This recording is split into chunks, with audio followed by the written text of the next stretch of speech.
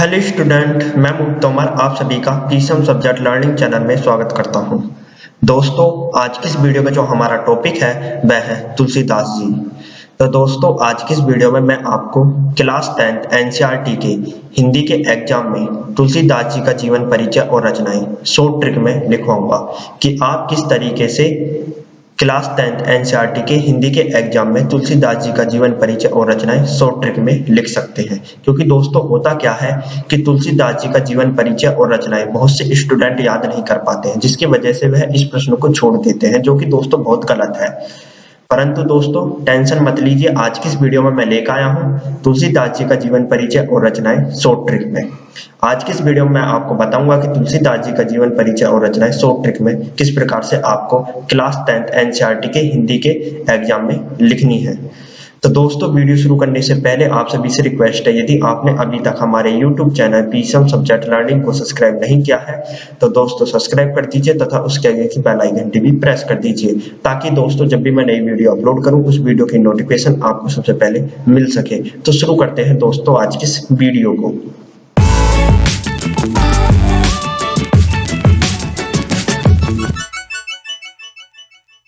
तो दोस्तों, आपके क्लास 10th एनसीईआरटी के हिंदी के एग्जाम में प्रश्न 5 के ख में प्रश्न लिखा हुआ आएगा, निम्नलिखित कवियों में से किसी एक कवि का जीवन परिचय देते हुए उनकी किसी एक रचना का नाम लिखिए। और दोस्तों, इस प्रश्न में आपको 3 कवियों के नाम लिखे हुए मिलेंगे। कितने कवियों के? 3 कवियों के। उनमें से दोस्तों आपको एक कवि का जीवन परिचय और रचनाएं लिखनी है। और दोस्तों यह जो प्रश्न होगा 3 नंबर का होगा। कितने नंबर का होगा? 3 नंबर का। 2 नंबर का जीवन परिचय, 1 नंबर की रचना। टोटल कितने नंबर? 3 नंबर।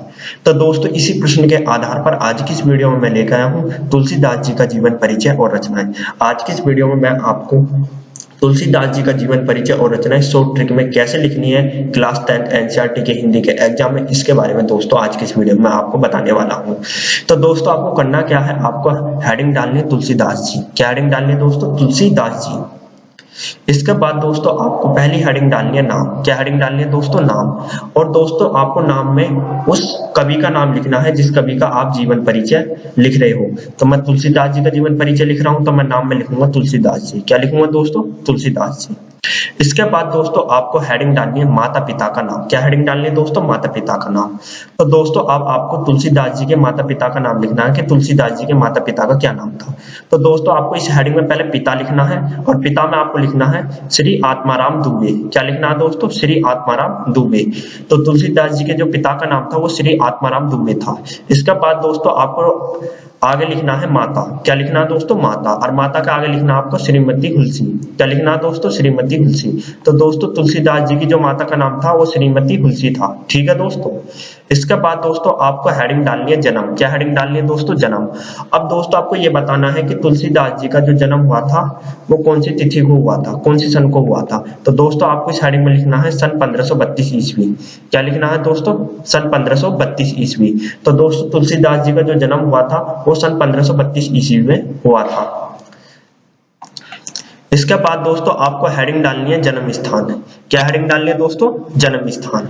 और दोस्तों आपको इस हेडिंग में लिखना है पहला गांव। तो पहले आपको तुलसीदास जी के गांव का नाम लिखना है। तो गांव का नाम था राजापुर। गांव का क्या नाम था दोस्तों? राजापुर। फिर दोस्तों आपको लिखना है जिला। इसी हेडिंग में जन्म स्थान की हेडिंग में आपको लिखना है फिर जिला। तो जिले में आपको लिखना है बांदा। तो दोस्तों बांदा जिला राजापुर गांव में तुलसीदास जी का जन्म हुआ था। ठीक है दोस्तों, गांव का नाम राजापुर, जिला बांदा। इसके बाद दोस्तों आपको अगली हेडिंग डालनी है गुरु या शिक्षक। क्या हेडिंग डालनी है दोस्तों? गुरु या शिक्षक। अब दोस्तों आपको यह बताना होगा कि तुलसीदास जी के गुरु या शिक्षक कौन थे। तो दोस्तों आपको इस हेडिंग में लिखना है नरहरिदास। क्या लिखना है दोस्तों? नरहरिदास। तो दोस्तों तुलसीदास जी के जो गुरु का नाम था वो था नरहरिदास। क्या था दोस्तों? नरहरिदास। इसके बाद दोस्तों आपको अगली हेडिंग डालनी है लेखन विधा। क्या हेडिंग डालनी है दोस्तों? लेखन विधा। तो दोस्तों अब आपको यह बताना होगा कि तुलसीदास जी जो अपनी रचनाएं लिखते थे वो कौन सी विधा में लिखते थे। तो दोस्तों आपको इस हेडिंग में लिखना काव्य। क्या लिखना है दोस्तों? काव्य। तो दोस्तों तुलसीदास जी जो रचनाएं लिखते थे वो काव्य में लिखते थे, या कह सकते हैं हम दोहे में लिखते थे, क्योंकि वो गाकर पदों का गायन करते थे, इसलिए वो काव्य के कवि कहलाए। ठीक है दोस्तों, उन्होंने काव्य में ही अपनी रचनाएं लिखी थी। इसके बाद दोस्तों आपको अगली हेडिंग डालनी है भाषा शैली। क्या हेडिंग डालनी है दोस्तों? भाषा शैली। तो दोस्तों अब आपको ये बताना होगा कि तुलसीदास जी की जो भाषा थी रचनाएं लिखने की, जो वो रचनाएं लिखते थे वो कौन सी भाषा में लिखते थे, कौन सी शैली में लिखते थे। तो दोस्तों आपको इस हेडिंग में लिखना है पहले तो भाषा। तो पहले हम भाषा के ऊपर बात करते हैं कि तुलसीदास जी ने जो रचनाएं लिखी थी वो कौन सी भाषा में लिखी थी। तो दोस्तों आपको इस हेडिंग में लिखना है ब्रज भाषा और अवधी। क्या लिखना है दोस्तों? ब्रज भाषा और अवधि।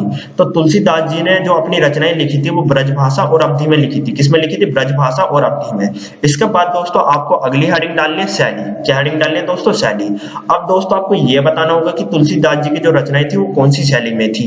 तो दोस्तों आपको इस हेडिंग में लिखना है काव्य शैली। क्या लिखना है दोस्तों? काव्य शैली। तो तुलसीदास जी की जो रचनाएं थी वो काव्य शैली में थी। किसमें थी दोस्तों? काव्य शैली में।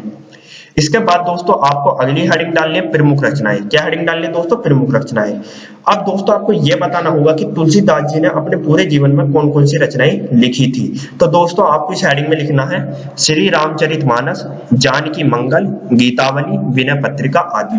तो दोस्तों ये वो रचनाएं हैं जो तुलसीदास जी ने अपने जीवन में लिखी थी। इसके सिवा बहुत सारी रचनाएं तुलसीदास जी ने अपने जीवन में लिखी थी, परंतु आपको 3-4 रचनाओं के ही नाम लिखने हैं इस हेडिंग में। श्री रामचरितमानस, जानकी मंगल, गीतावली, विनय पत्रिका आदि। केवल ये वाली रचनाओं के आप नाम लिख दीजिए तो भी काम चल जाएगा। ठीक है दोस्तों। इसके बाद दोस्तों आपको अगली हेडिंग डालनी है निधन। क्या हेडिंग डालनी है दोस्तों? निधन। निधन का मतलब होता है दोस्तों मृत्यु। तो तुलसीदास जी की जो मृत्यु हुई थी वो कौन सी तिथि को हुई थी, या कह सकते हैं कौन सी सन को हुई थी। तो दोस्तों आपको इस हेडिंग में लिखना है सन 1623 ईस्वी। क्या लिखना है दोस्तों? सन 1623 ईस्वी। तो दोस्तों जो तुलसीदास जी थे उनकी मृत्यु जो हुई थी सन 1623 ईस्वी में हुई थी। कब हुई थी? सन 1623 ईस्वी में। इसके बाद दोस्तों आपको अगली हेडिंग डालनी है साहित्य में स्थान। क्या हेडिंग डालनी है दोस्तों? साहित्य में स्थान। तो दोस्तों अब आपको यह बताना होगा कि जो तुलसीदास जी थे उनका काव्य में क्या स्थान था। तो दोस्तों आपको इस हेडिंग में लिखना है काव्य शास्त्र के पंडित। क्या लिखना है दोस्तों? काव्य शास्त्र के पंडित। तो दोस्तों जो तुलसीदास जी थे वो काव्य के पंडित थे, या कह सकते हैं काव्य के शास्त्र के पंडित थे। वो काव्य में ऐसी रचनाएं लिखते थे जो कोई और नहीं लिख सकता था। उन्होंने बहुत बहुत अच्छी रचनाएं लिखी थी, जिसकी वजह से उन्हें काव्य शास्त्र का पंडित कहा जाने लगा। उन्हें काव्य के बारे में इतना ज्ञान था जितना और किसी को नहीं था। इसलिए साहित्य में उनका स्थान काव्य शास्त्र के पंडित के रूप में दिया जाता है, या उनका स्थान काव्य के पंडित के रूप में है। तो दोस्तों इस तरीके से आपको तुलसीदास जी का जीवन परिचय और रचनाएं शॉर्ट ट्रिक में लिखने हैं। यदि दोस्तों आपको तुलसीदास जी का जीवन परिचय और रचनाएं विस्तृत तरीके से याद नहीं होता है तो आप तुलसीदास जी का जीवन परिचय और रचनाएं शॉर्ट ट्रिक में ऐसे याद कर सकते हैं और अपने क्लास 10th एनसीईआरटी के हिंदी के एग्जाम में लिख सकते हैं। यदि आपको जीवन परिचय और रचनाएं विस्तृत तरीके से याद नहीं होते हैं तब आप इस ट्रिक का इस्तेमाल कर सकते हैं। इस ट्रिक का इस्तेमाल करके आप पूरे में से पूरे नंबर तो नहीं, कम से कम 2 नंबर तो ले सकते हैं, क्योंकि बहुत से स्टूडेंट इस प्रश्न को छोड़ देते हैं, जो कि दोस्तों बहुत गलत है। तो ऐसे स्टूडेंट के लिए, ऐसे विद्यार्थियों के लिए मैं ये वीडियो लेकर आया हूँ। यदि दोस्तों आपको हमारी ये वीडियो पसंद आई है तो लाइक, सब्सक्राइब, शेयर जरूर कीजिए। दोस्तों आपको हमारी वीडियो देखने का बहुत बहुत धन्यवाद।